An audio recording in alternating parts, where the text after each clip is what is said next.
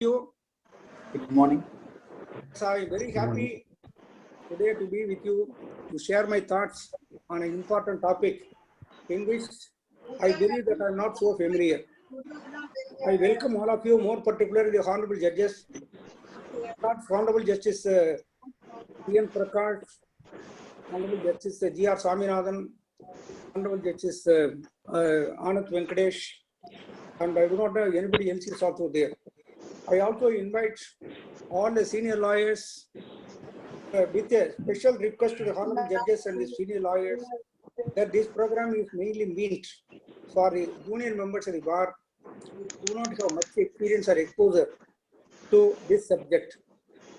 So, I would request the junior members to be very attentive and take part in the last session during which we will have some interaction after the my lecture is over. With this fervent request, let me go into the topic. It has been advertised that today we are going to talk on the law of wills. You all know very well that the subject is too vast. It is very difficult to cover the same. If I venture to cover the entire law on wills, the preparation itself may require a month's time. My presentation may also take another 1 month time. Therefore, I requested Mr. Srinivasan to restrict the topic to a special area in that, which is the execution, revocation, as well as the proof.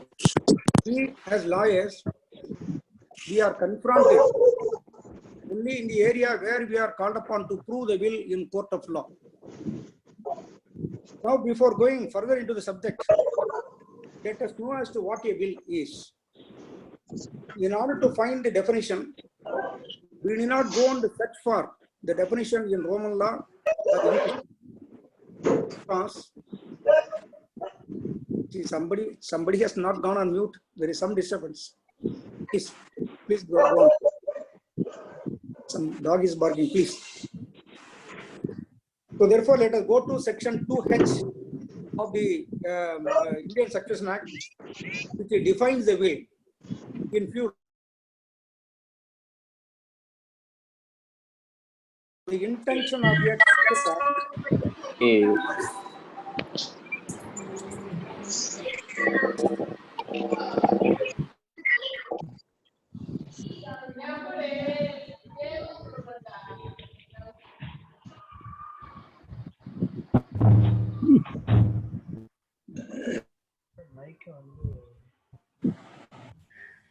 of the intention of a testator with respect to his property, which he desires to be carried into effect after his death. This is the simple definition given about a will in section 2H of the Succession Act. I do not want to elaborate more on this because you all know as to what a will is. Then the other relevant provision is section 59 of the Act, which speaks of the qualification of a person who is, or the competence of a person to execute a will. It states that every person of sound mind, not being a minor, may dispose of his property by a will. So there are only two conditions enumerated in section 59. Number one is that he must be a person of sound mind, and secondly, he must be in a position, he should not have been a minor as on the date when he executes the will. These are the two basic requirements for a person to be competent to execute a will. This is 59. Then let us go to section 63. Section 63 speaks as to how a will can be executed. Please kindly come to section 9, section 63. I think that all of you have got the book. Section 63 is to this effect. Every testator, not being a soldier employed in the expedition or engaged in actual warfare, or an airman so employed or engaged, or a mariner at sea. So these people can execute a privileged will. You please see the caption, execution of privileged will. I want to read it again because there was some disturbance in the audio. Every testator not being a soldier, employed in an expedition, or engaged in actual warfare, or a mariner at sea, shall execute his will according to the following rules. So rules have been statutorily provided in section 63. Let us see as to what are all those rules which are to be followed to have a valid execution of a will. Rule number 1, that is A. The testator shall sign or shall affix his mark to the will, or it shall be signed by some other person in his presence and by his direction. There are 3 ways in which he can perform this duty. He himself can sign or affix his mark, that is thumb impression, or he can direct somebody to make his signature or mark in the document, not the signature, his mark in the document. Mark means you could have seen in the ancient documents, there will be some endorsement like this. A small line will be there, that is a marking in the document with an endorsement. In the Kiral, Ramasamy Udayadu. So this Kiral. So it was only a mark, it is not the signature. It is neither his thumb impression, a mere marking. This marking can also be made at his direction by someone else. So therefore it is the first requirement is that there has to be signature or marking made by the attestor himself, or he has to ask somebody, or he has to direct somebody to make such a mark. This is clause A, subsection A. Then B, the signature or mark of the testator or the signature of the person signing for him shall be so placed that it shall appear that it was intended thereby to give effect to the writing as a will. This is more or less a precautionary one where the signature is found. Third one is the most important subject, which very often disturbs the lawyers in court. Please all of you kindly follow this section 63C. The will shall be attested by 2 or more witnesses. You stop here first. So a will, it is absolutely necessary that a will has to be attested by 2 or more witnesses. The law does not say that only 2 witnesses are to attest. It only expects that the will is to be attested by 2 or more persons. So any number of persons can attest, but minimum requirement is 2 persons attestation. Then further, each of whom has seen the testator sign or affix his mark to the will. Each of the testator, each one attestor should have seen the testator signing or making a mark.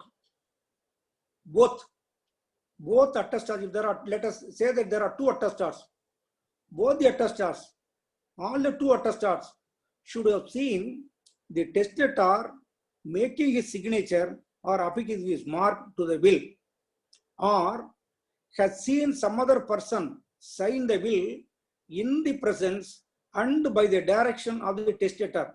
This is what we found in A, subclause A, subsection A. So he can ask somebody, he can direct somebody to make a mark on the document on his behalf. If that is done, that should also be witnessed by both the attestors. In other words, the other person should make, according to the direction of the testator, the mark of the testator in his presence and in the presence of, and that should have been seen by the testators. This is the first part of the section.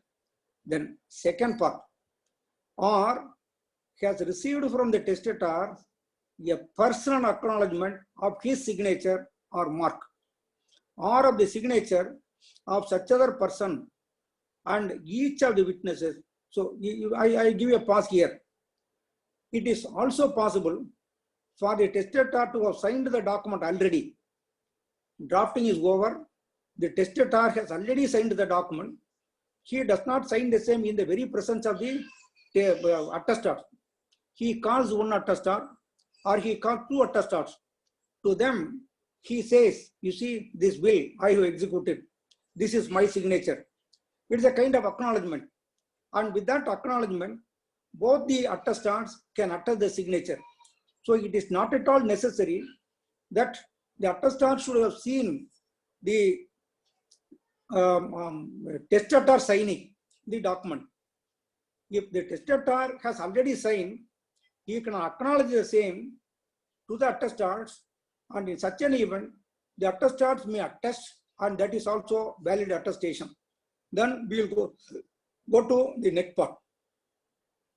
And each of the witnesses shall sign the will in the presence of the testator. This is the next condition. It is not enough that the attestor signs the document in the absence of the testator.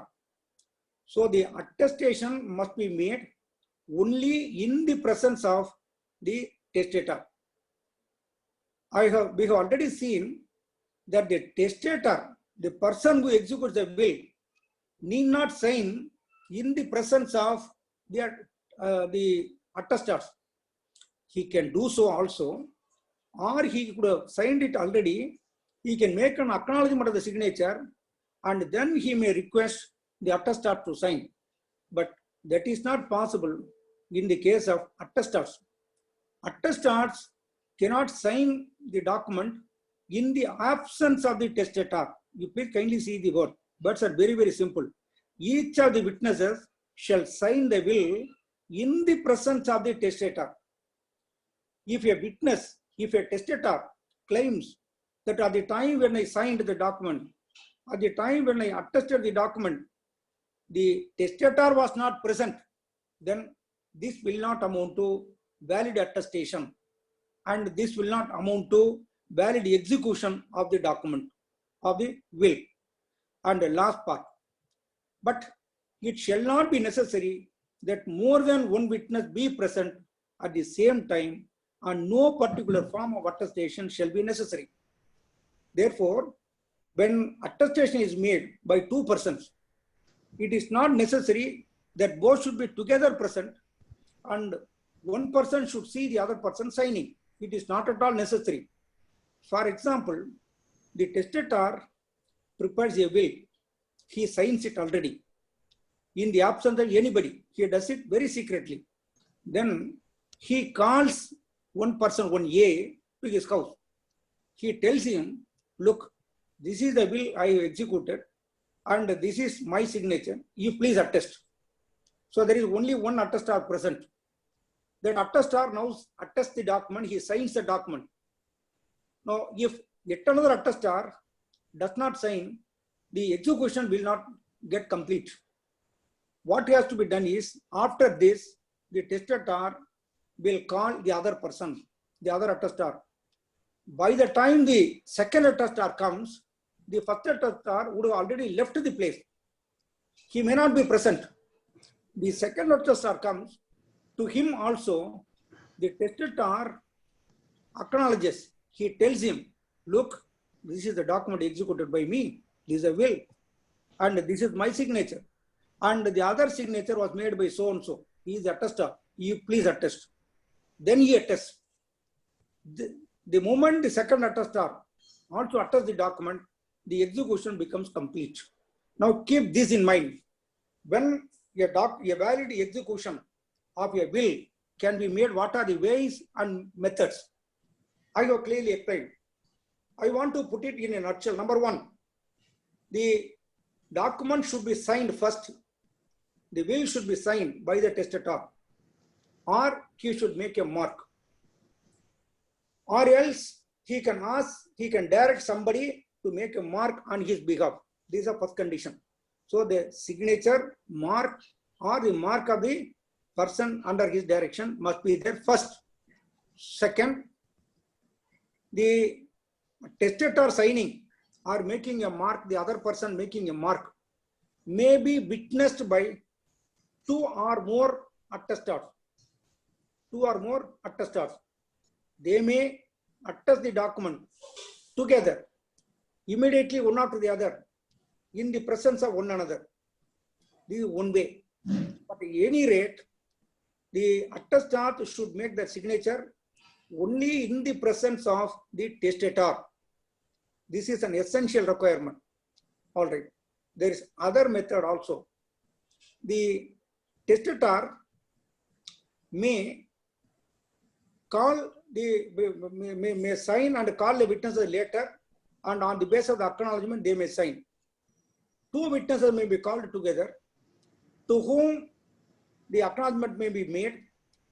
Based on that acknowledgement of the signature, both may sign in the presence of each other. This is also possible. But in that event also, they should make signatures only in the presence of the testator. Now the last one is that it is not necessary that both the attestors should be present together. So one attestor may be present either at the time when the attestor, when the testator signs it, or he may sign on the acknowledgement of the testator. One attestor, please, I want to repeat, one attestor may be present at the time when the testator himself signs it, or he may attest it in the presence of the testator on the acknowledgement. Very good. At that time, the second attestor need not be present. So when the second attestor comes, the first attestor may or may not be present, but it is essential that he should make his signature only in the presence of the testator. So it is so clear that the testator's presence is not dispensed with at any circumstance. Though the presence of attestors is dispensed with in few circumstances. If this process is undergone, then only there is a valid execution of a will which will be valid.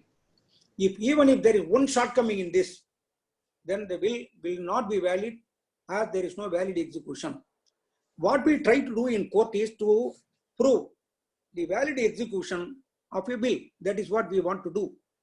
When we want to do that, first of all, there has to be a consistent pleading. You cannot make out a case by giving evidence about the mode by which the will was executed. If it is your case that the will was signed by the testator in the presence of the attestor, there has to be a pleading to that effect. So the pleading, suppose the plaintiff claims it, the plaintiff should say, yes, I know that this document, the testator signed the document in the presence of these two witnesses, and these two witnesses attested the document in the presence of the testator. There should be a positive, definite case pleaded by you. Or if it is your case that the testator already had signed the document and he called the attestors later, you should also positively plead. This is my request. You should positively plead that he was present, he has already signed, and the witnesses, namely attestors, signed it later in his presence on acknowledgement. If you make a positive pleading, when you lead evidence, there may not be any much contradiction. If you do not plead this, and one witness may say that the other person also signed in my presence, and the other witness may say, no, I did not sign in his presence, I signed later. And the scribe may give a different story. Because of these contradictions, ultimately, the court may have to reject the will, as the same is surrounded by a lot of doubts and there is no proper proof of execution. So these facts are to be properly pleaded, it is my request. And to that pleading, you have to lead evidence during the trial. This is the mode of execution of a will. So far as the revocation is concerned, the same procedure is contemplated in the Act. So therefore, please be informed that the revocation cannot be done just like that, just by writing a letter, etc. That should also be done in the same manner. Or there are other ways like a destruction, cancellation by executing another will. These are all the ways. See, how a will can be revoked are all stated in the Act itself. I do not want to take much on that because time is so precious. We have to concentrate on a different area. Now a will is propounded. The testator is no more. Will is produced before the court along with the plaintiff. The plaintiff claims title under this will, and according to him, this is a valid will executed by his father or somebody. Now the will is to be proved before the court of law. Here arises lot of difficulties. I will tell you one after the other. I will leave it open for you to discuss at the end as to how to overcome these difficulties that we every day face in court. Now, how a will is to be proved? A will is to be proved. Will is basically a document. So it is to be proved like that of any other document first. Though a special rule has been made in respect of proof of a will in section 68. Before going into section 68, let us have a cursory look into the other provisions relating to proof of documents.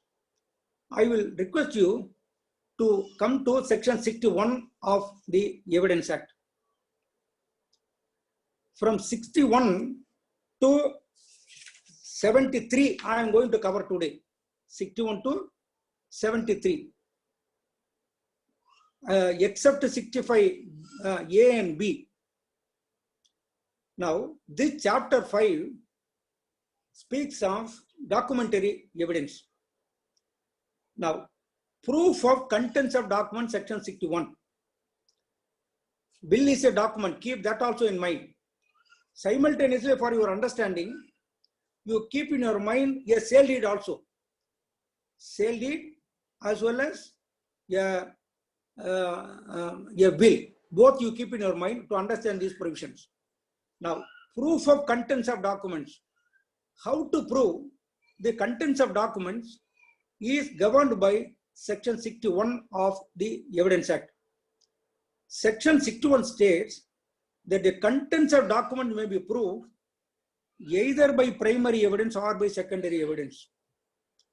So the attempt is to prove the contents of the document. Why the contents of the documents are proved? The document conveys some message. The document conveys some information.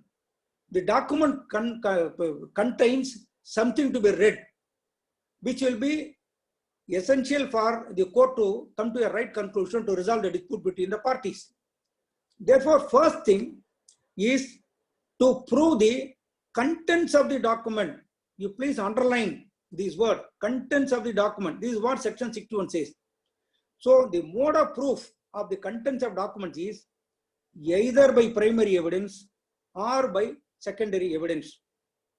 So it can be proved by both ways. Then please kindly move on to section 62 now. 62 says primary evidence means the document itself produced for the inspection of the court. Primary evidence means the document itself. If it is produced before the court, to enable the court to inspect the document, then we are proving the document by way of producing the primary evidence. So the primary evidence means the document.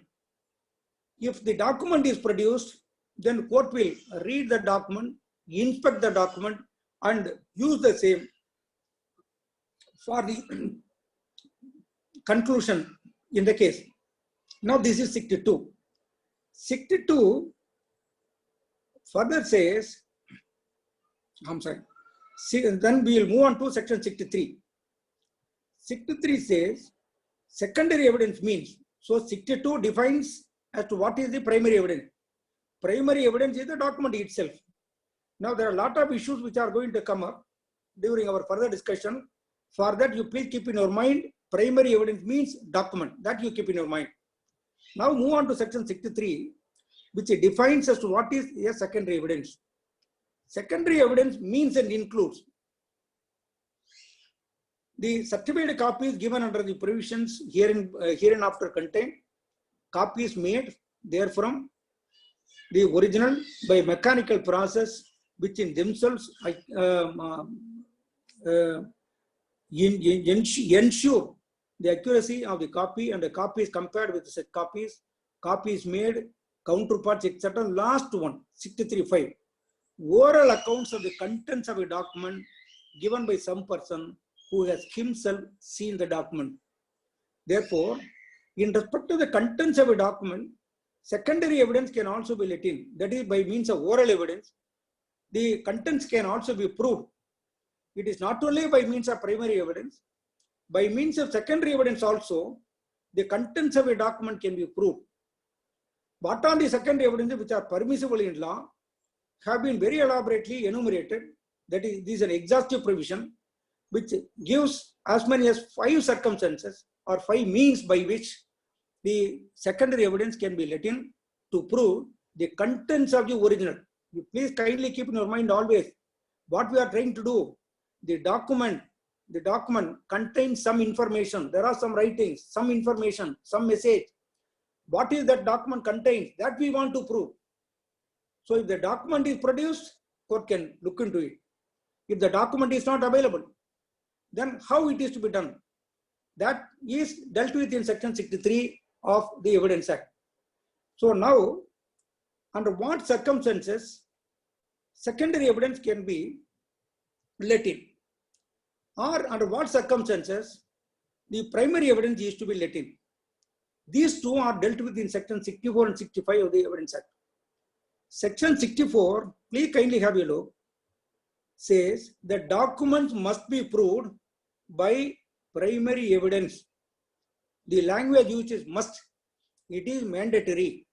You have no option. You have got the only option to prove the contents of a document by producing the original, that is by producing the primary evidence. But there is also an exception to this. That is also stated in section 64 itself. Documents must be proved by primary evidence, except, this is the exception, in the cases hereinafter mentioned. What are the circumstances under which, without producing the original document, without letting in the primary evidence, you are at liberty to use the secondary evidence? They are listed in section 65 of the Evidence Act, which says secondary evidence may be given. Secondary evidence may be given of the evidence of the existence. See, what for? Secondary evidence is let in for what for?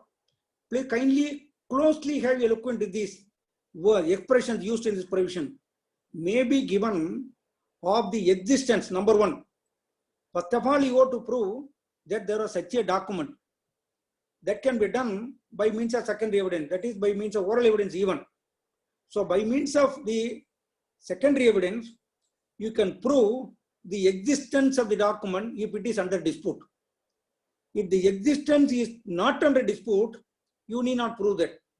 Secondly, condition or contents of a document in the following cases. So number one, existence. Number two, contents of the document. So the contents of the document, that is some document. What are the contents? We want to prove that only. Now, when primary evidence is produced, one thing is sure, the existence is sure because it is available. If the existence itself is in dispute because the primary evidence is not available, then at first you have to prove the very existence. Yes, there is a document or there was a document like this. You have to prove that. Then you have to move on to the next stage to prove the contents of the documents by means of secondary evidence.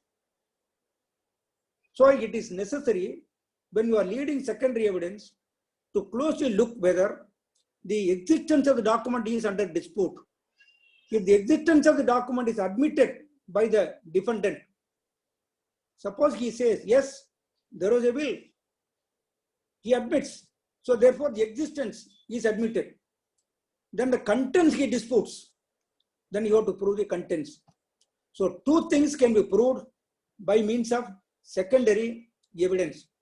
So secondary evidence can be permitted as stated in section 64 and 65 only in the following circumstances.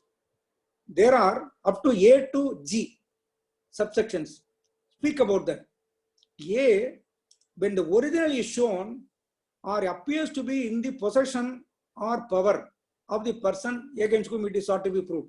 If the original is available in the hands of the defendant, then you have to issue notice under section 66 of the Act asking him to produce the document. That is what the last line you see. And when after the notice mentioned in section 66, such person does not produce, you have to issue notice under section 66 to the other side to produce the document. If he refuses or fails to produce, then you can lead secondary evidence. You can produce a Xerox copy, you can produce a certified copy, or you can use the counterpart. At the end, you can also lead oral evidence. This is the first circumstance under which you are permitted to lead secondary evidence. Why in this secondary evidence is allowed? Because the original could not be produced. For the reason that it is in the hands of the adverse party, he refuses to produce. Then B, when the existence, condition or contents of the original have been proved to be admitted in writing by the person against whom it is sought to be proved or by his representative in interest. Two things here again you just see. Existence, condition or contents. If they are admitted, then also you can lead simply oral secondary evidence. You need not produce the primary evidence.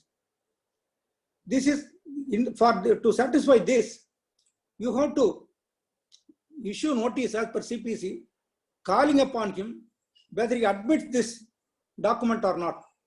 If he admits by filing an affidavit or by any pleading, then also there is no requirement that you have to produce the original. You can produce the secondary evidence. Then C, when the original has been destroyed or lost. This is important for our today's discussion. Please kindly see. When the original has been destroyed or lost, or when the party offering evidence of its content cannot for any reason not arising from his own default or neglect produce it within the reasonable time. When the document has been destroyed, when the document means the original. Document always keep in your mind, document means always original. When the original has been lost or destroyed, or it could not be produced within a reasonable time for some reason which is not on account of the default of the person who is trying to produce a document, in such an event also you can produce secondary evidence. Then when the original is of such a nature as not to be easily movable, if there is some inscription in a temple which conveys some message about the custom, you cannot demolish the building and bring the stone to the court. In such an event, you can use a secondary evidence. Then when the original is a public document, you can get copy. When the original is document of which certificate copy is permitted in law, then when the originals consist of numerous accounts, etc. So in these circumstances, you can produce secondary evidence. Then comes 65A and 65B. We are not dealing with that today. Therefore, I am skipping. Now, 66, we have already discussed. It deals with notice to produce any document. Now, 67, proof of signature of handwriting of person alleged to have signed or written the document produced. So, after producing the document, if a document is alleged to be signed or to have been written wholly or in part by any person, the signature or the handwriting of so much of document as is alleged to be in that person's handwriting must be proved to be in his handwriting. So after producing the document, it is also necessary that you have to prove that the signature was made by so and so. Then comes 68. This is a provision. Now keep in your mind that any other document you produced in court, there is a mode as to how it is to be produced. It is to be proved. The first mode is, it is very essential to prove the original by producing the primary evidence, namely the original itself. When you are not able to produce the original, you are permitted to convince the court, to inform the court, look, because of these reasons, I am not in a position to produce the original. Therefore, please permit me to lead secondary evidence. If the court is able to find and that you have made out, you have laid down the grounds, the factual foundation as to why you are not able to produce the primary evidence, then the court will permit you to lead secondary evidence. So by means of secondary evidence also, you can prove what? By means of secondary evidence, you will be required to prove the very existence of the document. Number one, if it is under dispute. Number two, the contents of the document, if it is under dispute. This is what up to 67 we have seen. 68 is the provision which is very relevant for our discussion today. That relates to the proof of execution of document required by law to be attested. A document may require attestation or may not require attestation. Such requirement should emanate from law. Now, so far as will is concerned, we have already seen that under section 63C of the Act, the Succession Act, the document requires to be attested at least by 2 witnesses. So this compulsion arises out of or arises from the law itself. Similarly, if you take the case of a gift, as per the provisions of the Transfer of Property Act, and also a mortgage, as per the provisions of the Transfer of Property Act, the documents are to be attested at least by 2 witnesses. What is attestation is also defined in section 3 of the Transfer of Property Act. The definition, the definition of attestation is verbatim the same as it is in 63C of the Succession Act. So the definition of attestation is one and the same as defined in the Transfer of Property Act and in section 63C of the Indian Succession Act. Same thing. Now, these are all the documents which require attestation. There may be innumerable documents which may require attestation as per law. So when a document is necessarily to be attested, and if that mandate is from law, then those documents require a special mode of proof. Until section 67, we have dealt with documents which are both requiring attestation and not requiring attestation in law. But section 68 onward, a special provision is made in respect of proof of documents which require attestation. You please kindly look into section 68 now. If a document is required by law to be attested, a will requires to be attested under section 63C of the Act. I have told you about the 2 other documents. If a document is required to be attested by law, it shall not be used as evidence. Please kindly note, it shall not be used as evidence until, it shall not be used in evidence until what point of time? Until one attesting witness, at least, please kindly underline this also, at least, has been called for the purpose of proving its execution. If there be an attesting witness alive and subject to the process of the court and capable of giving evidence. Now, the proviso also I will read. Proviso, provided that it shall not be necessary to call an attesting witness in proof of the execution of any document not being a will which has been registered in accordance with the provisions of the Indian Registration Act, unless its execution by the person by whom it purports to have been executed is specifically denied. So, the proviso says that if the document, though requiring attestation, if registered, the same, in proof of the same, you need not examine any one of the attestants in the event there is no specific dispute about its execution made by the person by whom it purports to have been executed. But an exception, further exception has been carved out in this in respect of a will. So this provision, this proviso is misunderstood very often in legal circles. Some of us are under the impression, even I was under the same impression for some time. I wrote a wrong judgment, I confess this. I was under the impression, when the will is not under dispute, then it requires no proof. There are also few judgments which in my firm view are all incorrect judgment, including my judgment. Because the section 68 is mandatory, the proviso carve-outs and exemption only in respect of other documents, that is other than a will, which need not be proved by examining the attestar if there is a specific denial.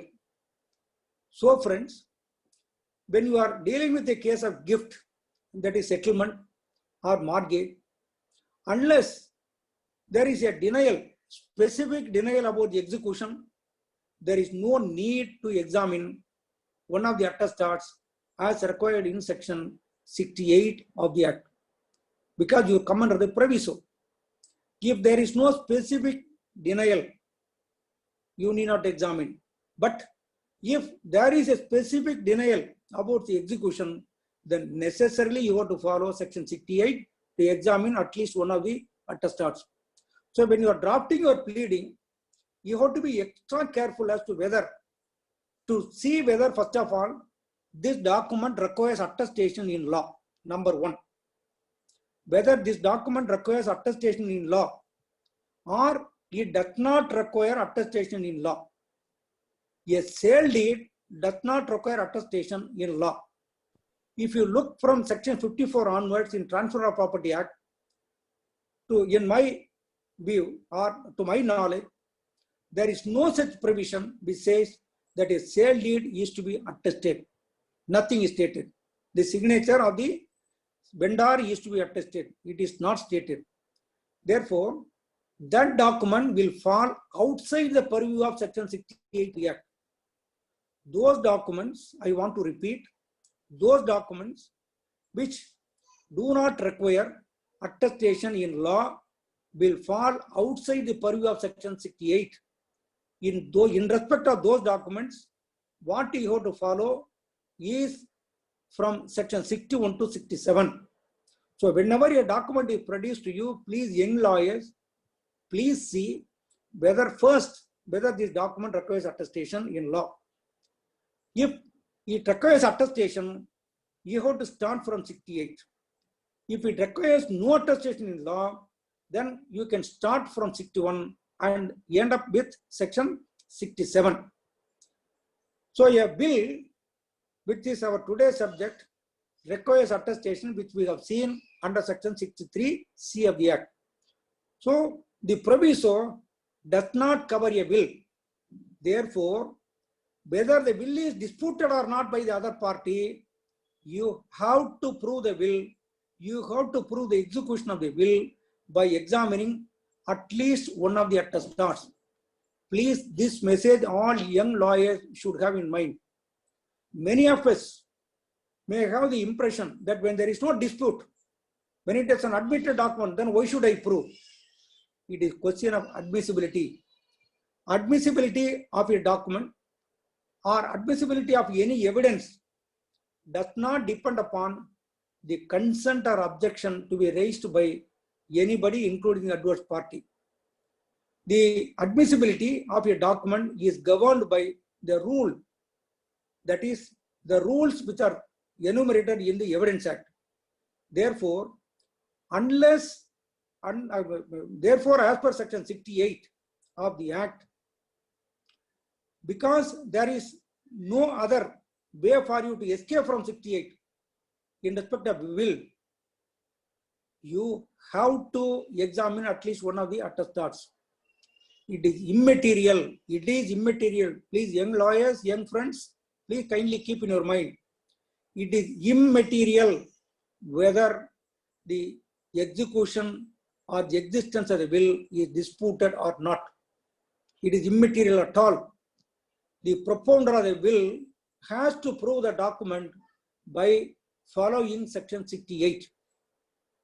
So section 68 can be followed only when the attestars, at least one attestar, is alive. See, if there be an attesting witness alive, section itself says, if at least one of the attestars is alive, he has to be examined minimum at least, and subject to the process of the court. Why the subject to the process of court? He can be summoned, he can be compelled, coercive steps can be taken to secure him.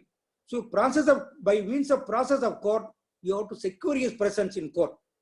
If there is one single attestar is available and found, then you have to take out all steps. If you are not able to produce, if you are not able to call him directly, by process of court, you have to call him, you have to compel him, you have to take coercive steps and produce him in court, and he has to prove the execution.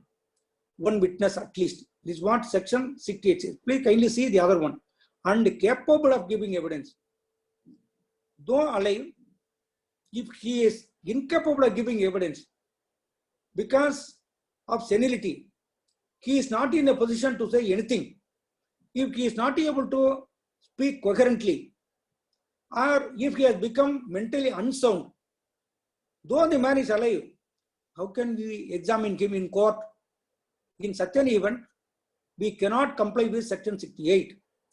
Therefore, section 68 can be complied with provided at least there is one witness, at least there is one attestar present alive, he is found, and he is also capable of giving evidence. In those circumstances, the law mandates that you have to examine at least one of the attestars. Now, what he will say, what the attestar will say in court. Now, the person who executed the document is no more admittedly. That's the reason why the will is proceeded to service, claiming title under the same. Now, the contents of the will are to be proved. The execution of the will is to be proved. What is the execution? We already seen under section 63C. First of all, the testator signed. Okay, first thing that should be proved by what means? By examining one of the attestars. When you have to be very, very careful while examining an attestar in court. It is not an easy job, I tell you. So what for he is examined? My young friends, he is examined to prove the execution. What is execution? Execution as per section 63C is that the testator has to sign or make his mark, or somebody, he should direct somebody to make his mark. This should be spoken by the attestar. This should be spoken by the attestar, by which we prove that the attestar signed the document. The attestar should specifically, in a very clarity, with a clarity, should tell the court that yes, the testator signed the document and this is his signature. It is not enough to simply say, yes, I was present, will was executed, and this is the will. This is the will means he proves only its existence. He does not prove its execution. I think that our young friends are also following very closely what I say. So its execution is to be proved under section 68. not the mere existence. If you ask the attestor, do you know that a will was executed? Yes, it was executed. Could you identify the will? Yes, this is the will. So will is marked as exhibit A1. Will is marked as exhibit A1. Then no more question. This will not satisfy, my friends, section 68, because it is not the existence of the will that alone is required to be proved. See, when the will is proved, when the original will is available in court, the existence cannot be disputed because it is very much available. But what is to be proved? It's execution. That is what is required in section 68 of the Evidence Act. How to prove the execution? That is the reason why you have to read both section 68 of the Evidence Act and 63C of the Succession Act. That's the reason why I laid more emphasis while reading certain words in section 63C. So, friends, when you ask when you examine the attestor must first say, yes, I was present when he signed the document. He should say that. This I already explained to you, that you have to plead as to how the testator signed, whether in the presence of the witnesses, attestors, or he himself signed it already and called the attestor. This is to be spoken by the attestor. If it is a case that the testator signed the document in the presence of both the attestors, then this attestor should say that, yes, on so and so date, he called me to his house. I went there. He told me that he is going to execute a document and the draft was already ready. He read out the same. He signed it in my presence. This is his signature. He has to identify his signature as well. This is the way in which you have to satisfy the part of execution as stated in section 63CA. Very good. Then 63C. 63C. 63A requires one thing, 63C.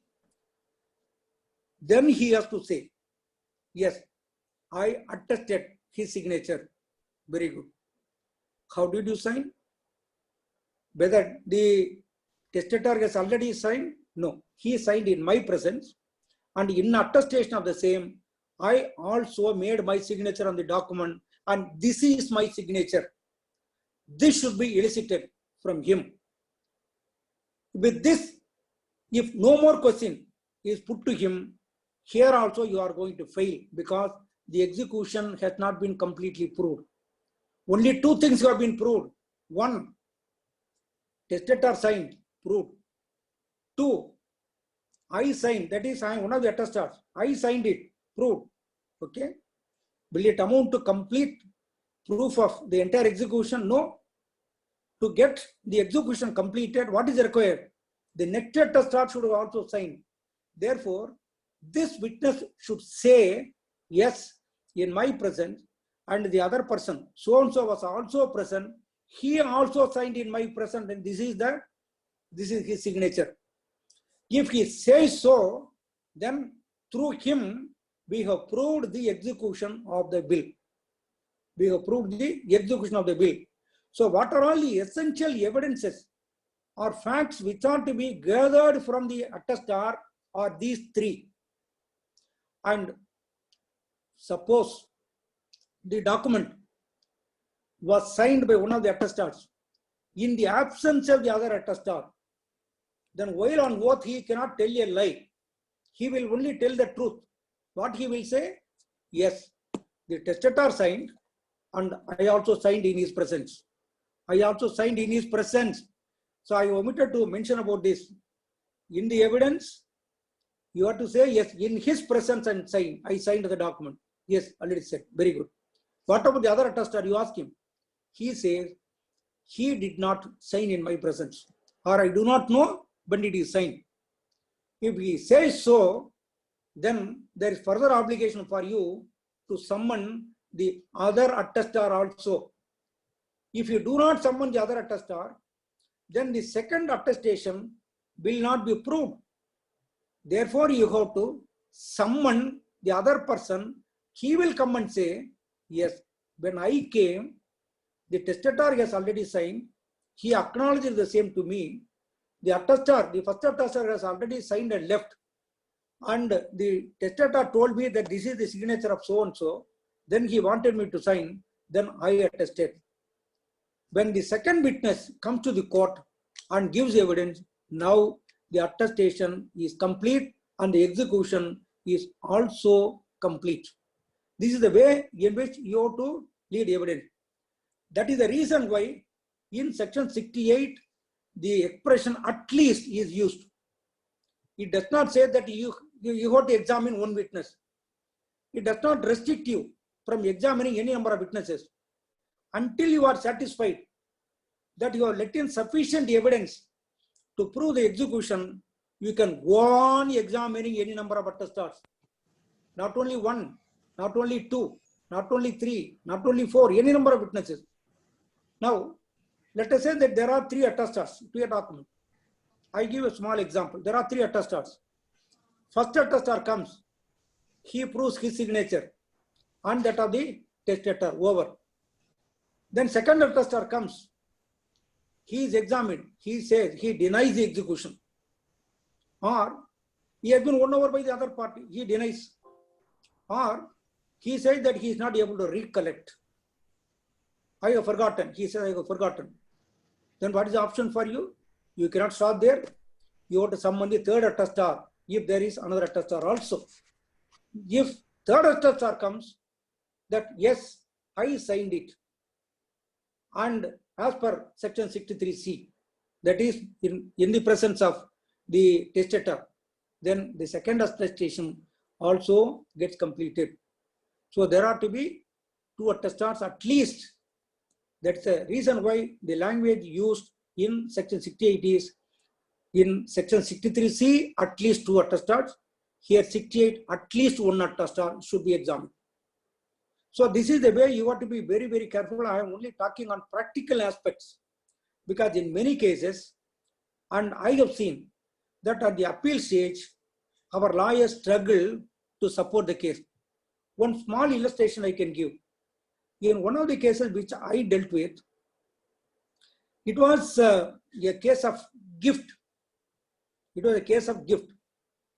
Gift is disputed. Settlement is disputed. The person who settled the property himself disputes it.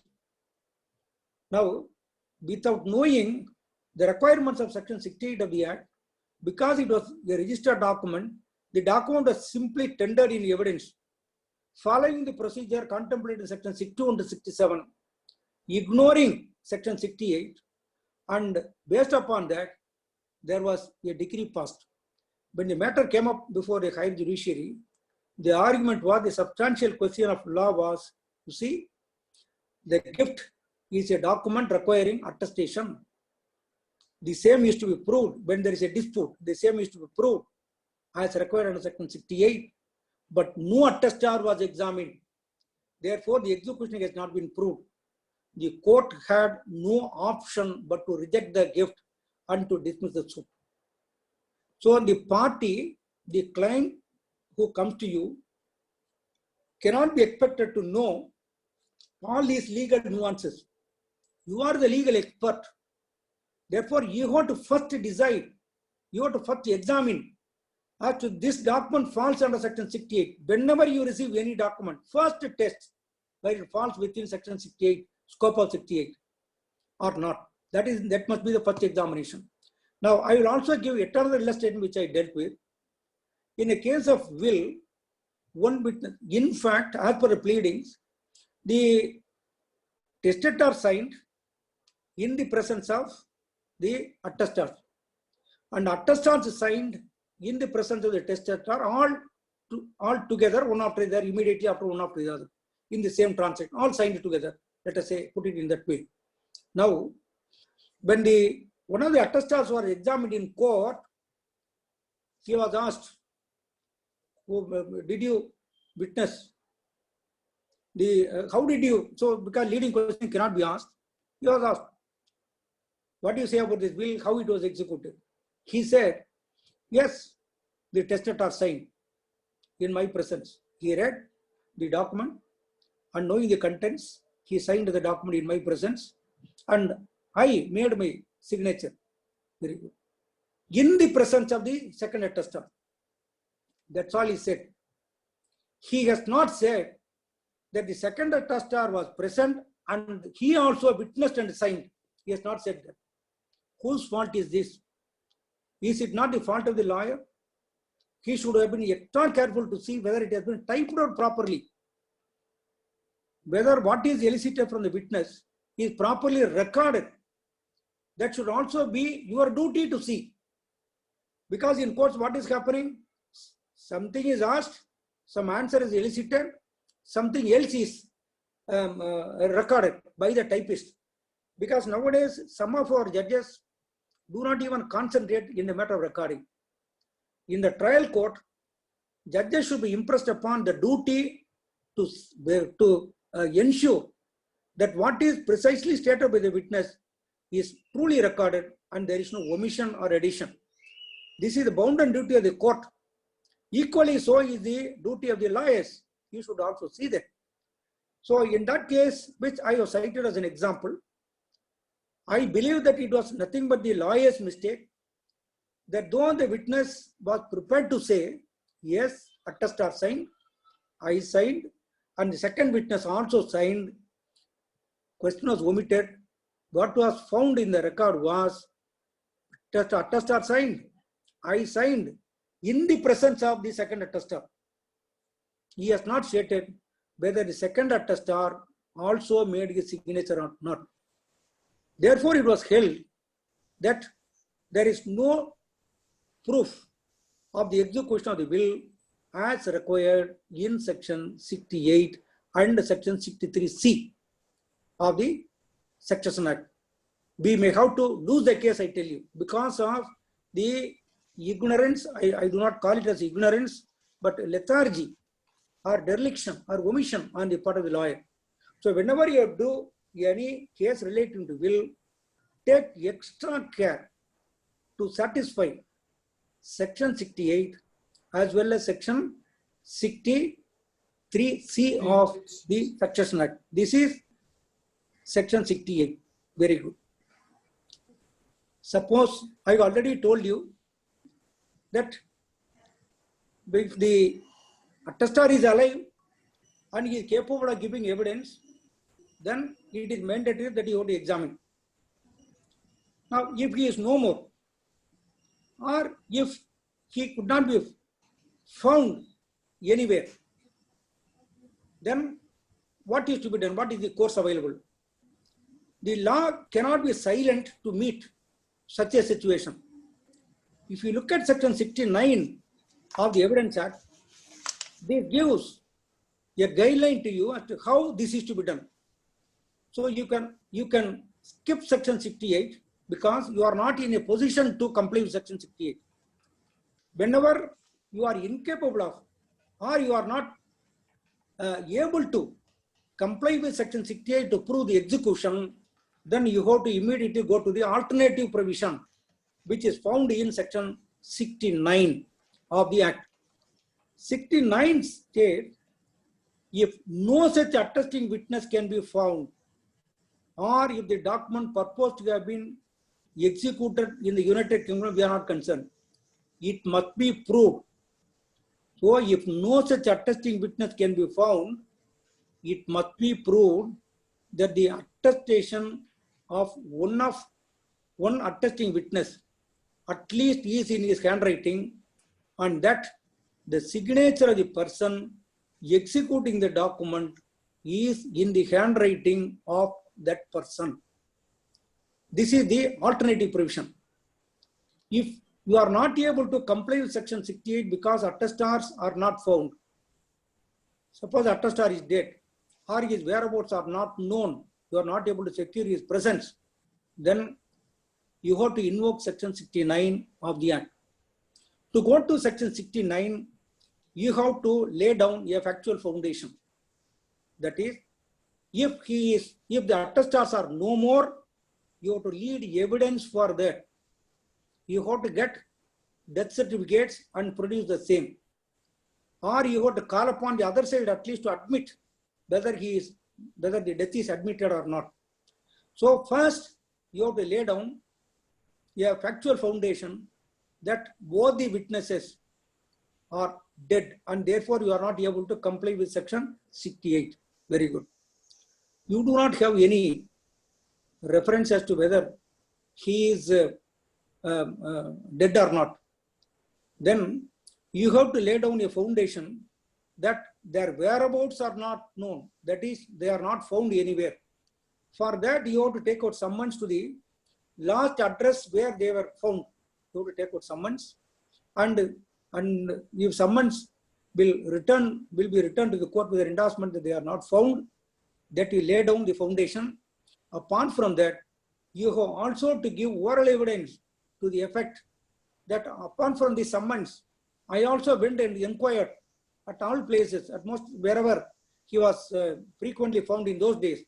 I am not able to find him.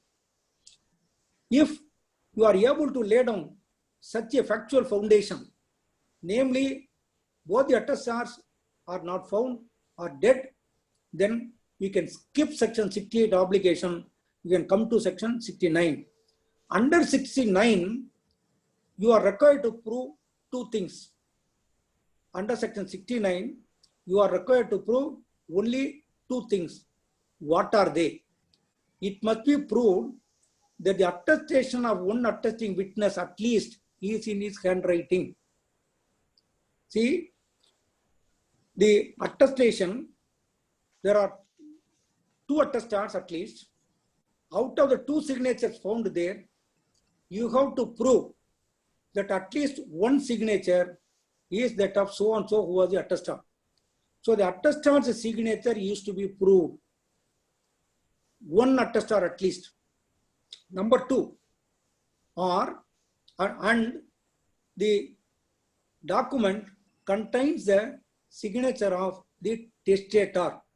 So these two things are to be proved. Number one, the signature found in the document is that of the testator.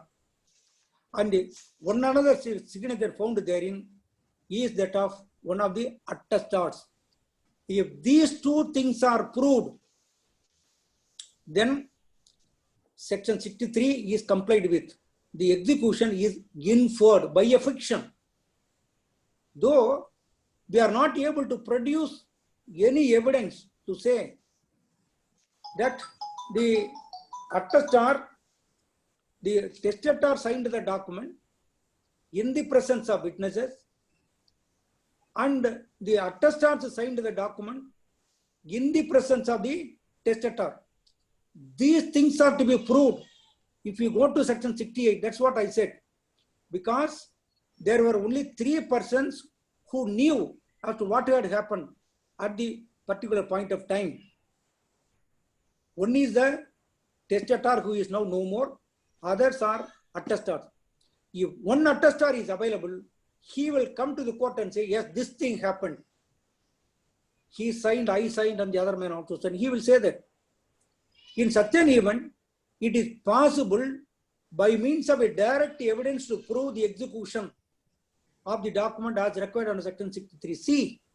There is a direct evidence available. When there is no direct evidence available, we have to go only by inference. That inference, that right of inference to the court is given in section 69.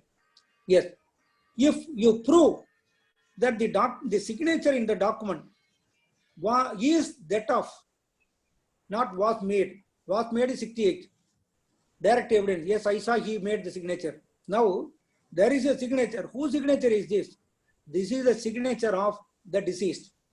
If that is proved, then there are two other signatures who are the attestants. This is the signature of so-and-so attestor. If these two things are proved, then law infers, law gives an inference that the execution as required under section 63C is proved. So by proving these two signatures, you are deemed to have proved the document, the execution of the document under section 63C of the Act. So under 69 of the Act, there is no need, and it is also humanly possible to prove the actual execution because the eyewitnesses are dead. 69 therefore permits the court to infer, though the execution is not proved by direct evidence, by means of inference, by means of presumption, the court can infer, court can hold, yes, the signature of the testator has been proved, the signature of one of the attestants has been proved to be their signature, by which I infer that this will was executed by the deceased. So the execution of the document is proved by means of inference under section 69 by the proof of the signature of the deceased testator and one of the attestant who is not found. This is section 69. You please kindly understand the material difference between 68 and 69. That is the reason why I said that when you are going to ask the court to infer the execution, to presume the execution, by coming under section 69, you have to essentially lay the foundation. If you do not lay the foundation, the court holds that you have not laid the foundation. To skip 68 and come to section 69, then the court will hold that you have not proved the execution. Direct evidence is very much available, but you have not proved the execution. Therefore, we will not infer because section 69 is not available. So this is the material difference between 68 and 69. They operate in two different occasions, not in the same occasion. Understand this. Now, moving on further into the finer details of 69, I will say, then how to prove the signature of the deceased. The document contains a signature, the testator by name, let us say Ramasamy. Ramasamy signature is there. What law requires under section 69? You should prove that this Ramasamy, the signature was made by, is that of, not, please kindly understand, not was made, it is the signature of the deceased. How to prove that? For that, the law provides, law enables you by two more provisions at least, and there are also other provisions. I will come to that later. Two provisions I will say first, then after referring to section 71, I will come to the other provisions. What are those provisions? Section 45 of the Evidence Act and section 46 of the Evidence Act. That is, if you want to prove the signature of the testator, you can collect the admitted signatures of the testator, and through court you can forward the admitted signatures of the testator and the signature that the signature found in the document. You can get opinion from the expert, and through the opinion of the expert, you can very well prove that yes, this signature and the admitted signatures are one and the same, and thus this signature is also that of the deceased. This is by invoking section 45. Similarly, you can collect the admitted signatures of at least one of the attestants, and by getting expert opinion, you can prove very well, yes, this signature was also made by that person. By means of this evidence, you can satisfy section 69 of the Evidence Act and request the court to infer the execution of the deed. This is the next way of doing. Then section 46 I refer to. Section 46, please kindly see section 46 for a moment, which speaks of a person who is well acquainted with the signature. I will move on to section 46. Please wait for a second. Yes, it has come. Facts not otherwise relevant are relevant if they support or are inconsistent with the opinion of experts when such opinions are also relevant. Then 47, opinion as to handwriting when relevant. Then opinion of the digital signature, opinion of the existence of right, etc., etc. So these are all the opinions by which you can prove that the signature was made. You see 47 also. Under these provisions, also you can prove that the documents were carrying the signatures of these two persons. So there are other provisions under which also you can prove. You can examine a person who is well acquainted with the signature, through whom you can prove. Suppose the son of the testator is available, who is familiar with the signature, or the superior officer who is well acquainted with the signature, they can very well come and prove the signature. So this is the way in which you have to satisfy section 68 of the Evidence Act. I'm sorry, 69 of the Evidence Act. Now please kindly move to section 70 quickly. That is not very relevant for us today. Admission of execution by party to the attested document. This provision I will quote later during our discussion. The admission of a party to an attested document of its execution by himself shall be sufficient proof of its execution as against him, though it is to be a document record, to be a document required by law to be attested. So I will complete my discussion on this also immediately. Now this says, if the testator has admitted at any point of time after the execution of the document, if you are able to prove that admission, that by itself will be sufficient to prove its execution. That by itself will be sufficient to prove the execution. But this will not, this provision will not take away you from your liability to prove the same, or your responsibility or obligation to prove the same under section 68. If 68 could not be complied with, you can invoke 69 and also section 70.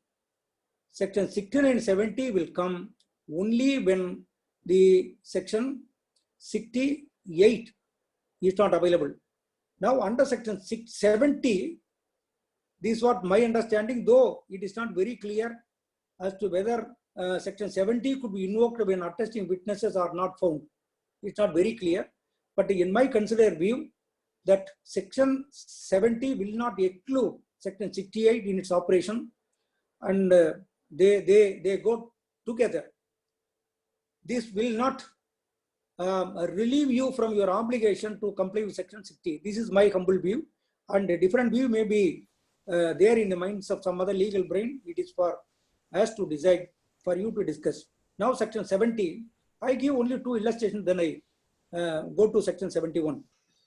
Section 70 says that admissions made by the testator at any time after the execution of the deed.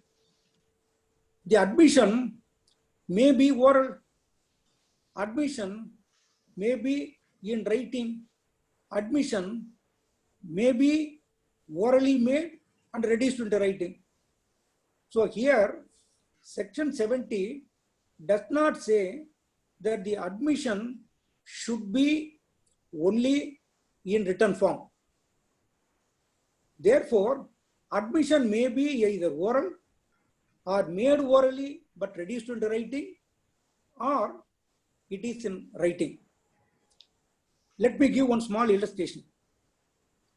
A person, the father has executed a will in favor of his daughters.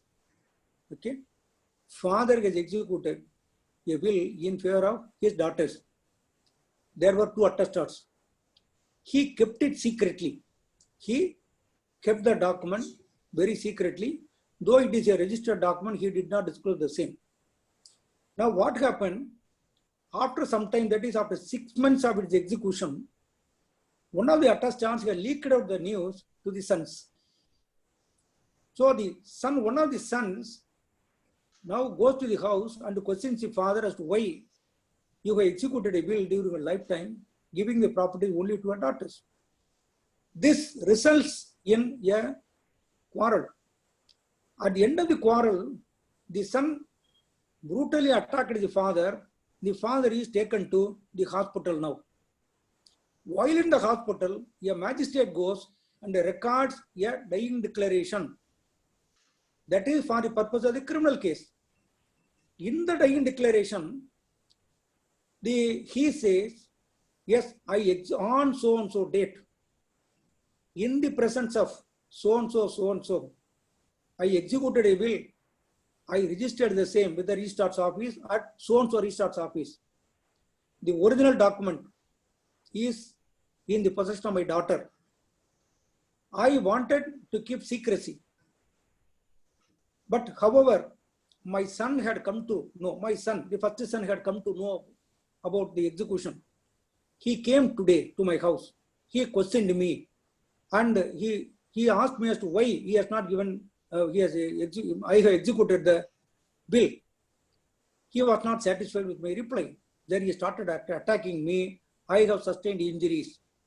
This dying declaration is recorded. Later on, the man dies. Now, this dying declaration may be relevant under Section 32, 1 of the Evidence Act, for the purpose of proving the contents of the same when the son is prosecuted as a dying declaration. Now, for the purpose of Section 71 of the Evidence Act to prove the will, I would say that it amounts to admission on his part about the execution of the document. In the dying declaration, he has said about the execution, he said about the attestation, he said about the custody of the document, everything is stated. He has said about the motive between him and his father, everything is stated. This document, though relevant as a dying declaration under Section 32(1) in the criminal court, this is very much relevant to prove the admission contained therein under Section 71 of the Act. If you are able to secure that document, send for that document and produce it, and if you examine the magistrate before the civil court and prove the contents of the same, then you will comply with Section 71, and by which you will prove the execution of the document itself. You please kindly again have a look into Section 71. If the attesting witness denies, if the admission of a party to an attested document of its execution by himself shall be sufficient proof of its execution as against him, though it be a document required by law to be attested. So it may give one sense that because this by itself is sufficient proof of the execution, you need not comply with Section 68. One view may be like that. This view is also a plausible view. The other view may be that Section 71 does not start with the non-obstant clause, stating that notwithstanding anything stated in Section 68, then if the attesting with the admission of a party to attest a document of the execution by itself will be sufficient proof. If that is the language, then you can say that Section 68 stands excluded. Because of the absence of this non-obstant clause, one may argue that though you can prove the execution under Section 71, your obligation to prove the same under Section 68 is not relieved. So you have to comply with Section 68. The only occasion when your obligation to skip Section 68 would be when you are able to lay a foundation that the witnesses, the attestants are either dead or not found. That is the only occasion during which you can do. Now, I will refer to 71, then I will give some judgments and close the discussion. Please let us move on to section 71.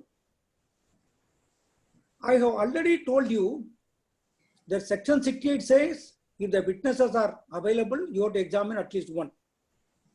Section 69 says when the witnesses are not found, you can go to 69. Now, in a case where witnesses are very much available, both the attestants are very much available, but they refuse to come to the court, or they deny the execution, or they pretend that they have forgotten, they are not able to recollect. How to prove that? You cannot come to section 69 because the witness is found. If you want to come under section 69, you have to prove, lay a foundation that witnesses are not found. Here witnesses are very much available. Therefore, you have got no other option but to comply with section 68. But how to secure him? So see section 71. If the attesting witness denies or does not recollect the execution of the document, its execution may be proved by other evidence. Its execution may be proved by other evidence. Other evidence has not been restricted or qualified. By means of any other evidence also, he can prove its execution. How? You see, to come under section 71, again you have to lay a foundation to prove, yes, the attestor is present. He refuses to come to court. Then what to do? Only by proving that he refuses to come to court, you will not be relieved of section 68 obligation, because section 71 won't help you as you are not satisfying section 71. What you have to do is, you have to take out coercive steps to secure his presence in court. At any rate, you have to produce him in court. By warrant, you have to get him to court. If he is not found, then you can go to 69, as I already told you. But here he is very much present, he refuses to come.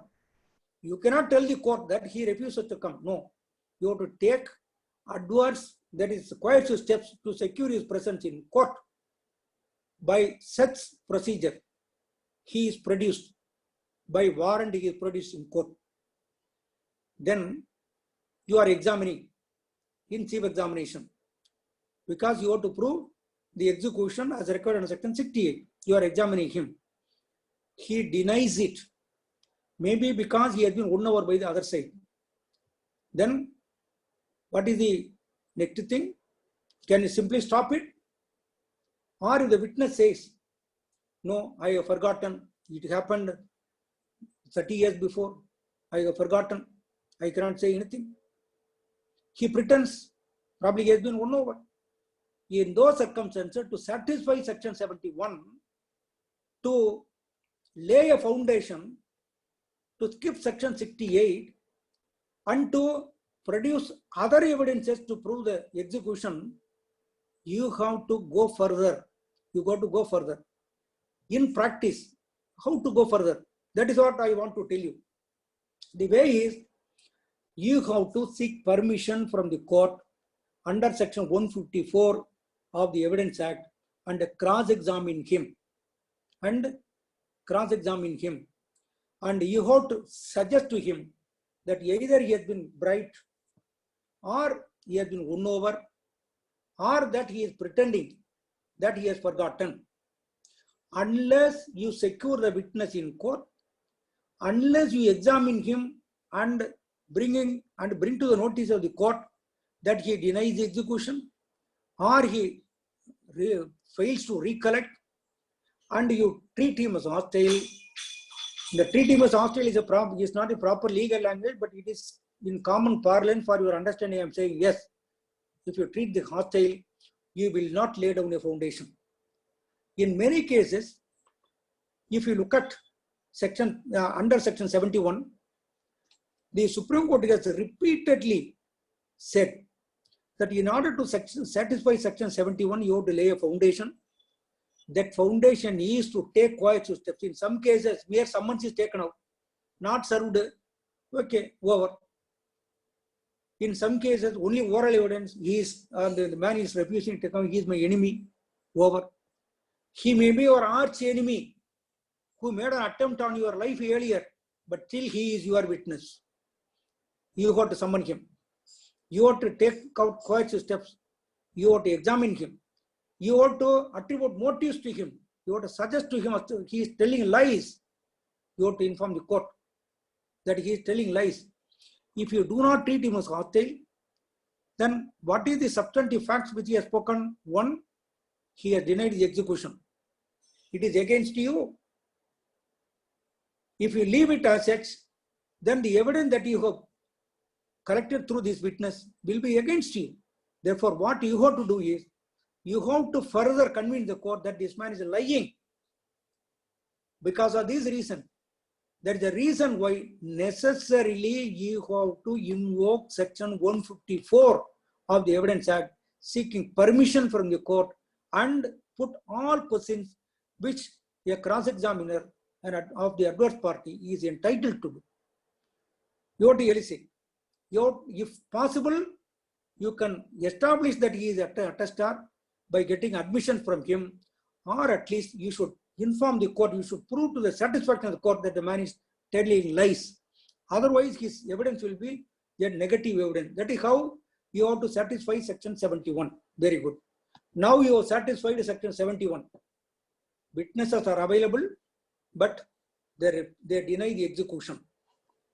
Now, how to prove? Section 71 says that you can prove the same by other means, other methods, by other evidences.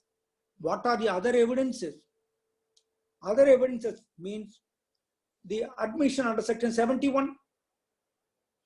If you satisfy section 71, you can invoke section 70 and say, this is sufficient for me.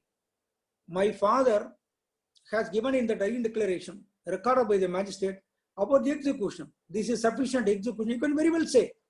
So, other evidence, as stated in section 71 of the Evidence Act, will cover the section 71 of the Act, and also you can leave oral evidence if it is available about the admission made, or if any other pleading before any other court, like in a plaint or in affidavit, or even by a letter. The deceased had made admission. You can prove that admission. The letter can be proved. The letter can the person who received the letter can be examined. In such a way, you can use section 71. When the person who executes the document, the attestor, denies, you satisfy section 71 first, then come to section 70. See whether there are any admissions made. Prove that. There is yet another way also, by invoking section 73. Now I have said statement falling under 32 for the purpose of criminal case. We are using it in civil case. Now under section 33. Now I give one small illustration. The will, after the death of the testator, is produced before the revenue authorities by the propounder of the will for the purpose of mutation. So there an attestar was examined. An attestar is examined before the revenue authority, who is legally competent to record evidence. The adverse party had opportunity to cross-examine the very same attestar before the revenue authority. I am saying about the RDO, who is the authority competent to mutate the documents. He records. Or before some other judicial authority. The judicial authority, section 33 says judicial authority. Okay. Now the attestar is no more. Now the attestar is no more.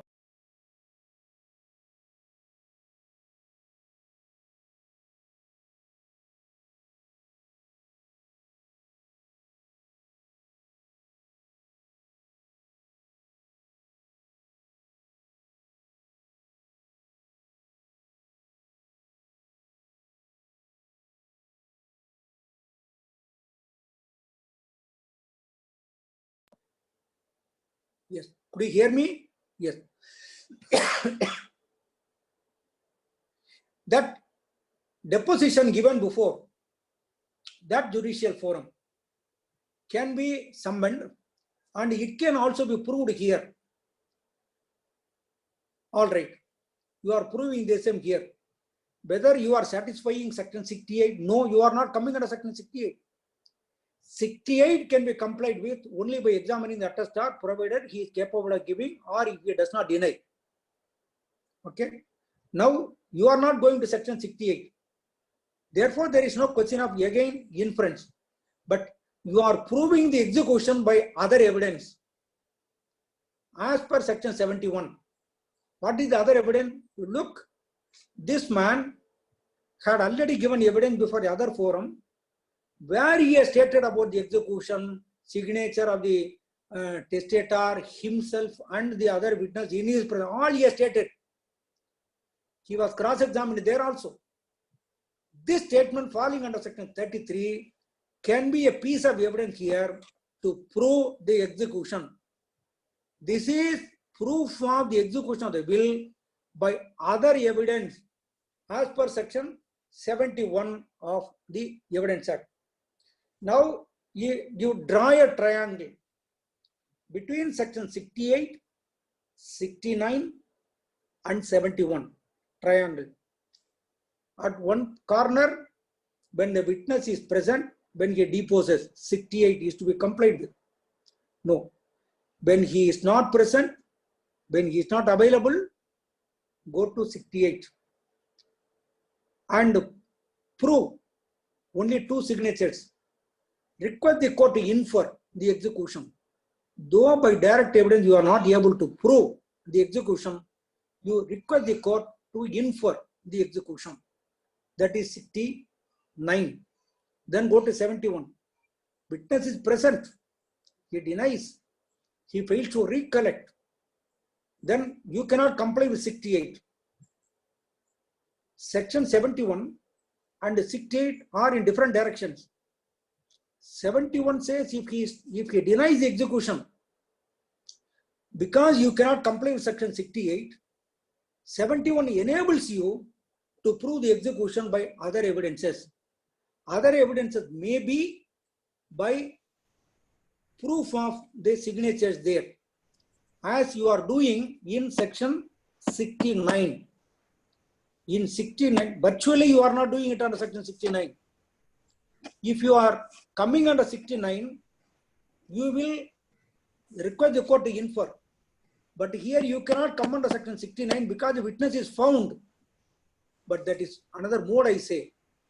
What are the other modes under section 71 by which you can prove other evidences? What are the other evidences?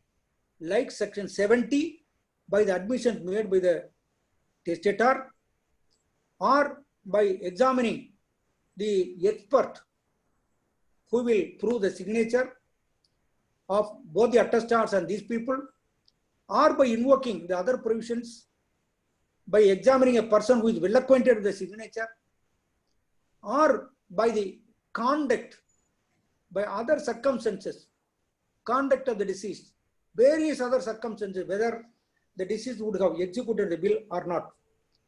This is how you have to prove the will. Now, when I read section 59 of the Act, it said that every person of sound mind, this also you have to prove. There is yet another provision in the Succession Act which says that it should also be proved. So apart from these things, it should also be proved that the will was not executed or procured by compulsion, threat, or coercion. This also you are required to prove. If it is a case of the other side that by playing fraud upon him, this has been proved, the document has been obtained, then you have to dispel the doubt also, that surrounding doubt. But if the defendant pleads fraud, if the defendant pleads coercion, undue influence, it is the law that it is for him to prove the same. For the defendant who denies execution, due execution, to prove the same. So for that, the defendant has to make a specific plea that it was obtained either by coercion, threat, etc. You cannot incorporate all the words which are there in the particular provision. You should say, yes, it was out of coercion. You should say, yes, it was out of compulsion, threat, etc. Or by all. You should, however, make out a specific case as to where you are. That is the case of the defendant. He has to make a pleading and he has to prove. The last one is, which is also very important, is that you should also prove, you should also remove all the doubts, that is suspicion in respect of the document. This is essentially a question of fact. The doubts in a given case, what is considered as a doubt may not be a doubt in a different case. So doubt or suspicion or suspicious circumstances in a given case in respect of the will are only factual issues. But law mandates that when any circumstances are available creating some suspicion about the document, then it is mandatory, it is absolutely necessary for you as a plaintiff, for you as a propounder of the will, to remove all those doubts in the, that is suspicion surrounding the document. I can only give one small illustration. Here is an old man who has got 3 daughters and 3 sons, 6 children totally. All are very affectionate to him. But the man gives his properties to the last daughter. Now, what is the natural doubt? Natural doubt is, would it be probable that this man would have thought of giving the entire properties to one daughter to the detriment of all the other children? This is a doubt. In one case, court may say, no, of course, this doubt is raised, but it is explained. It is in criminal cases, whenever there is a doubt, or wherever, even when there is a presumption of doubt, then it can be rebutted. Here, this suspicion can be rebutted. Let us say, let's suppose there is an explanation that all the other children are well placed. They are all in government service and they are well placed, and their children are also well placed. Whereas the last daughter is a very poor woman. She is handicapped, having nobody to take care of her. This, if this had been the intention, had been there in the mind of the deceased testator, he would have thought, yes, the people are well off, so let me give to this daughter who has got nothing in life. So therefore, the intention of the testator can be clearly gathered from out of this.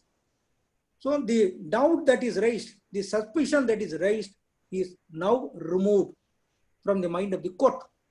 So it is essentially, that's why he said that is essentially a question of fact.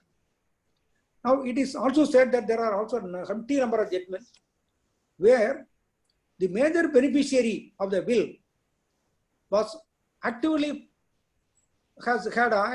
participated in the execution of the will by the testator. This by itself is a suspicious circumstance. Yes, it is said so. Is it the rule? Is it the rule? No. In each case, the court has to now examine whether, because of the active participation of the beneficiary, the court can hold that suspicion is sustained. He may say, why? See, suppose in the house, there are only two sons and the father. Father executes the will. Two relatives are called. They are the attestants. The sons were also equally available there. Properties are equally divided. Now sons were parties. Now what is the doubt in this? Because the father can have confidence only in his sons. He called the sons. He told, see, I may die anytime. These are my properties. I want to give the properties to you by will after my death. You take. This is the way in which I have decided to give. Sons agree, yes. Yes, you execute the will. Sons themselves invite the father, yes, yes, pa. You need not execute a settlement deed because you may have to pay court fees, stamp duty, registration charge, etc. Please, you execute the will. They themselves invite the father to execute the will. Will is executed, attested by two relatives. What is the suspicion in this? Therefore, these judgments of the Honorable Supreme Court dealing with suspicion can only give you some guidance, and they cannot be treated as law laying down the rule or law laying down the strict compliance. Okay, I will give some of the judgments for this. The first judgments, please, my young friends, please kindly note. Justice Gajendra Gadkar's judgment in Venkadachala Iyengar versus Dimma Jamma. If you take any case till today relating to will, you will find a reference to the judgment. This is the foundation case. AIR 1959 Supreme Court, page 443. Without reference to this judgment, in respect of proof of a will, you will not find any judgment. So what are the principles stated there? Number one, when there are suspicious circumstances, the onus would be on the propounder to explain. This is the law. This is the principle established. No doubt. So it requires explanation. First of all, whether there is suspicion, that suspicion is to be substantiated by somebody, then the other party has to explain and remove the suspicion from the mind of the court. This is the law. Two, if the caveator alleges undue influence, fraud or coercion, the onus is on him to prove the same. This I have already told you.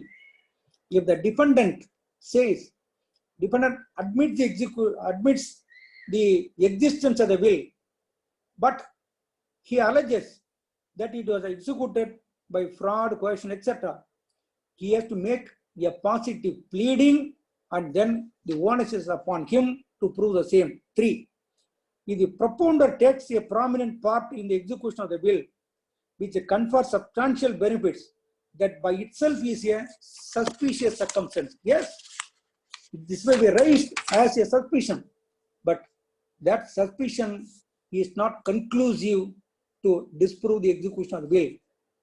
That suspicion is after all rebuttable, which can be rebutted by means of proper explanation. So one more thing one more judgment I want to tell you. So the document is registered. All right. The judgment with this, I think that I can close. The time is up. So the document, the will is a registered one. Attestants do not come to the court, but scribe is available. The registrar is also available. You are summoning both. You are examining them. Would it amount to satisfying section 68 when it is not your case that they are not found?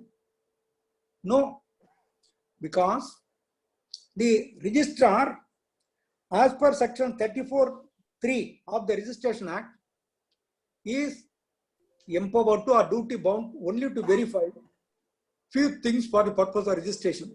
Number one is execution, whether the party admits the execution. Two, whether there is the identity of parties, and then stamp jurisdiction. If he is satisfied with the same, he will register the document.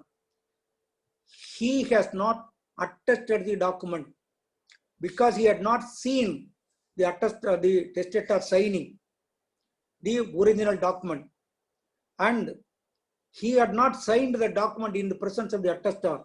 He signs only in the government records, and he makes only endorsement, and thus he is not an attestor. Similarly, the scribe who claims that I do not know anything, I only drafted as wanted by the testator, then he wanted me to sign. I simply signed the document only as a scribe, and I do not know when it was signed by the testator, when it was signed by the attestors, I do not know. There also he will not be an attestor. For this proposition, you find in the earliest judgment of the 3-judge bench of the Supreme Court, AIR 1969 Supreme Court, page 1147. 1147. Please, young friends, kindly make a note. AIR 1969 Supreme Court, page 1147. Abdul Jabbar versus Venkata Sastry. Abdul Jabbar versus Venkata Sastry. So, mere registration, please keep in your mind that mere registration of the document will not amount to proof of execution. It is of course, the testator had admitted before the registrar that he has only executed the document. That may be used under section 70, provided you are able to satisfy section 71 and skip section 68. This you keep in your mind. Then, so far as section 71 is concerned, how it is to be satisfied? For this proposition, you may refer to a judgment of the Honorable Supreme Court in Babu Singh versus Ram Sahai. Babu Singh versus Ram Sahai, 2008, 14 SEC, page 754. And regarding this thing, the other proof, there are so many judgments, Sri Devi, Rajkumari, lot of judgments. I do not want to refer to all those things. Then, regarding laying foundation for leading secondary evidence, I said that up to 67, referring to more particularly about section 65, I told you that section 65 can be invoked, that is, you can lead secondary evidence by laying foundation as to why you are not able to produce a primary evidence. For that, the recent judgment, please kindly see, 2016, 16 SEC, page 483, page 483, Rakesh Mohindra versus Anita Berry. So I do not want to burden you by referring to various judgments. There are thousands and thousands of judgments and relating to this will, and I have told you the fundamentals of the Evidence Act by which by which a will is to be proved, and unless you are very thorough with these first principles stated in this chapter of the Evidence Act, commencing from 61 of the Evidence Act, I am sure that you will not do justice to your client, be it a document requiring attestation or not. So whenever any document is produced to you, and you have to, as I told you, the first test is whether it is a document falling under 68 or outside 68. Then you should follow the mandate of law stated in this chapter. This is the way in which you have to conduct a case in respect of will. Many a times we find a lot of difficulties at the appellate stage to decide, okay, though morally one may be satisfied that the will is true, but legally, for want of proof as required under this chapter, the courts have to reject the will, and as a result, what happened? the real intention of the testator is defeated. For the fault of the lawyer or ignorance of the lawyer or on account of his dereliction of duty, what is defeated? The intention of the testator is defeated. The testator wanted to dispose of his properties after his demise, hard-earned properties after his demise in a particular way. Because of the failure of the legal brain, the property will be taken in a different direction, and thus the testator's wish or intention is defeated. Therefore, I would request all our friends to be careful in future and be sure as to what the law is and be certain as to what law wants you to do. With this, I want to conclude and thank you the organizers and also to all our honorable judges and other members of the group for having patiently heard